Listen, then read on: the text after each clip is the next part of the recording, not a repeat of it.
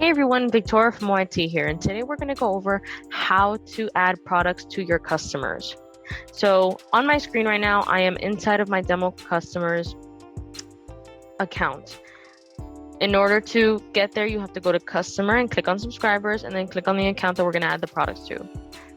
Once you're in here, you're going to go ahead and scroll down and you have two different options. From the products own tab, you can click on create order, or you can go into the orders tab and click on create order as well.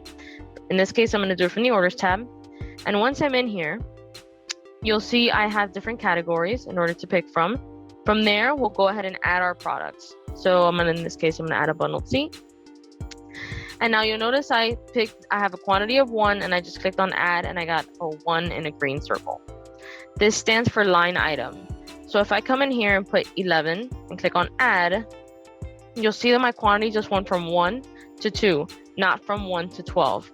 So on the invoice, it will say 1 bundled seat and one line of bundled seats with 11 quantity. This is usually done when you have different addresses that you want to put on OneBill for this customer. So once you've added your products, then go ahead and click on review. And then from here, we're going to see all the products that we have. I'm going to remove my quantity of 11 in this case. So you just click on delete. And I'm going to have my hosted seat with a quantity of 1. Now the default price is $24.50. If I want to change this, we need to click on the product and we're going to get a big pop-up. And right in the middle of the screen, it's going to say override price. You're going to click it and change the price. In this case, I'll change it to $25. Click on save. Once that's completed, I'm going to go ahead and check the check mark. And you will notice that your tax will update based on your unit price. And once that's completed, you have two different options at the bottom. If you think your customer is not ready or you think they're going to add another seat before they move forward, click save so that you can save it in a draft form and you can come back to it later. Otherwise, go ahead and click on place order. We're going to get a notification that our order has been placed, and we're going to click on back to go to the order screen. Click on the orders tab. And from here, you're going to see that the order that we just created is in the status of pending billing. What this means is that you've created the order, but you haven't activated it yet. So the product's there, but you're not billing them for it.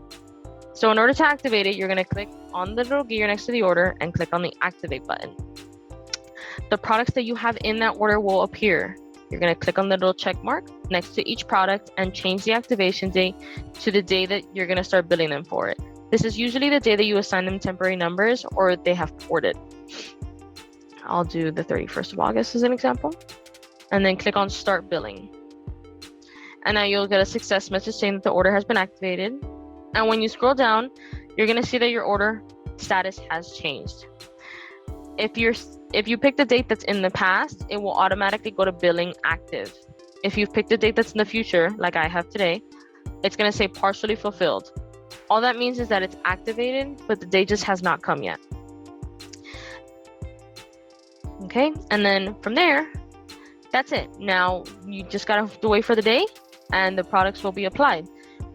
Just to confirm that you did everything correctly, you can come in here and go to the products own tab and you can see that product that you just created.